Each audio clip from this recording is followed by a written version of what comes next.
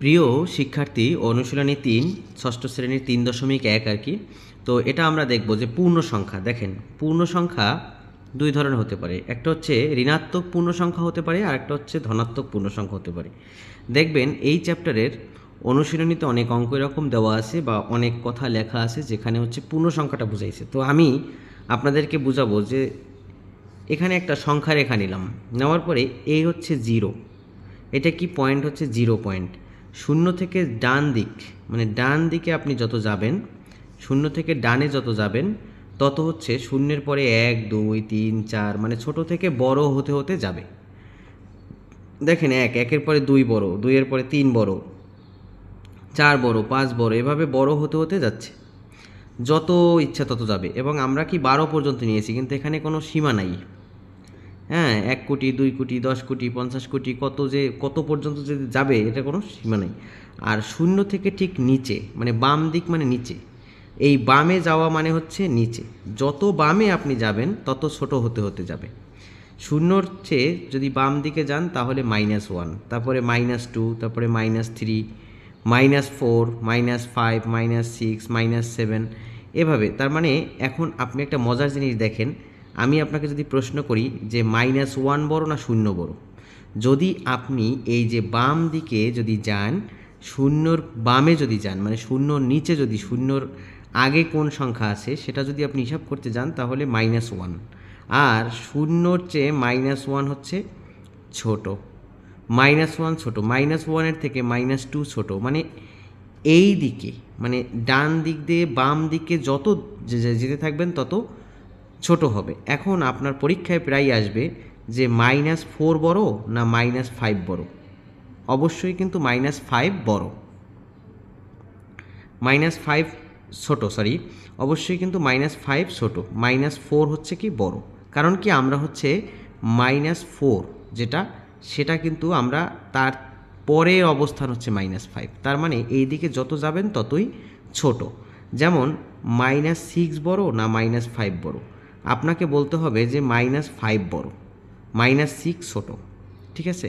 আবার ডান দিকে যত আসবেন, হ্যাঁ, তত, এখন দেখেন একটা প্রশ্ন আসবে আপনাকে যে এগুলোকে হচ্ছে মাইনাস, যেহেতু শূন্যর পরে গেলেই মাইনাস, এগুলোকে মাইনাস দিয়ে, তো -1, -2, -3, এগুলো তো সব ঋণাত্মক সংখ্যা এবং ঋণাত্মক পূর্ণ সংখ্যা। তো আপনাকে যদি বলা হয় যে সর্বোচ্চ, মানে সবথেকে বড় ঋণাত্মক পূর্ণ সংখ্যা কোনটি, তখন আপনি কি বলবেন যে -100?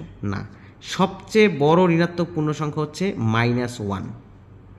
সবচেয়ে বড় ঋণাত্মক পূর্ণ সংখ্যা, সবচেয়ে বড় ঋণাত্মক পূর্ণ সংখ্যা -1, এই প্রশ্নটা কিন্তু আসে। তার মানে সবচেয়ে বড় ঋণাত্মক পূর্ণ সংখ্যা হচ্ছে -1। দেখেন, মাইনাসের পর এরপর শূন্য, প্লাসে চলে গেল, এরপর তো 1 2 3 4, এভাবে আমরা সব প্লাসের মান পাবো, কিন্তু সবচেয়ে বড় হচ্ছে এই। আর ঋণাত্মক দিয়া কোনো কিছু যদি নেগেটিভ অর্থে বুঝাই বা কোনো কিছু যদি বিপরীত অর্থে বোঝানো হয়, সেক্ষেত্রে আমরা ঋণাত্মক চিহ্নটাই ব্যবহার করি। এখন দেখেন যে নিচের বাক্যাংশগুলোর বিপরীত অর্থ লেখো। নিচের বাক্যাংশগুলোর বিপরীত অর্থ লেখো। বিপরীত অর্থ লিখতে বলছে। প্রথম 1 নম্বরে আছে ওজন বৃদ্ধি, তাহলে আমরা এটার উত্তর কি হবে? ওজন হ্রাস, ঠিক আছে। কারণ কি, বৃদ্ধি পাচ্ছে মানে কি, ওজন বৃদ্ধি পাচ্ছে মানে সে প্লাসে যাচ্ছে, হ্রাস পাচ্ছে মানে কি, সে মাইনাসে যাচ্ছে, বিপরীত অর্থ এটা। তারপর হচ্ছে 30 কিলোমিটার উত্তর দিকে, তাহলে আপনার লিখতে হবে যে 30 কিলোমিটার উত্তরের কি উল্টা কি, দক্ষিণ দিক, দক্ষিণ দিক, বিপরীত। এরপর হচ্ছে বাড়ি হতে বাজার 4 কিলোমিটার পূর্বে, তাহলে আমরা লিখব কি, বাড়ি হতে বাজার 4 কিলোমিটার পশ্চিমে, বাড়ি হতে বাজার 4 কিলোমিটার পশ্চিমে। এবারে দেখেন 700 টাকা ক্ষতি, 700 টাকা ক্ষতি যদি হয়, এর বিপরীত সব ইয়াটা হবে কি, 700 টাকা লাভ, 700 টাকা লাভ, কারণ বিপরীত, তার ক্ষতির বিপরীত কি, লাভ জানি, লাভের বিপরীত কি, ক্ষতি, তাহলে এটা হবে উত্তর। এরপরে সমুদ্রপৃষ্ঠ থেকে 100 মিটার উপরে, এটা কি হবে, সমুদ্র পৃষ্ঠ থেকে 100 মিটার উপরে, এটা হবে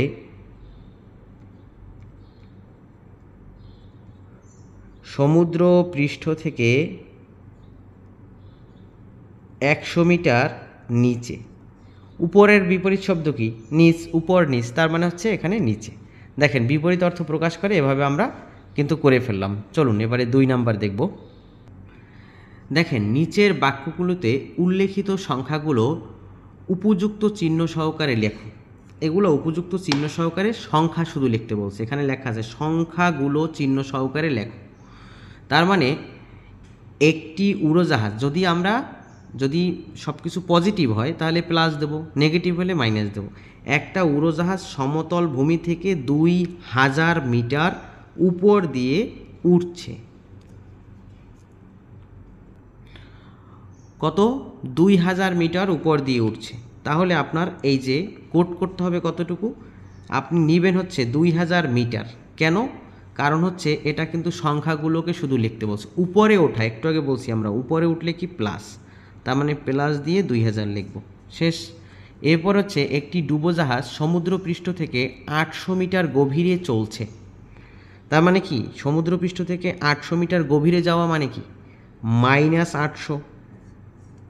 হ্যাঁ, গভীরে যাওয়া -800, উপরে যাওয়া হচ্ছে প্লাস। তো 200 টাকা ব্যাংকে জমা রাখা মানে আপনার কাছে যা টাকা আছে তার সকল খরচ বাদ দিয়ে আপনি 200 টাকা ব্যাংকে জমা রেখেছেন। তার মানে কি হবে? প্লাস 200, মানে 200 প্লাসে আছেন আপনি।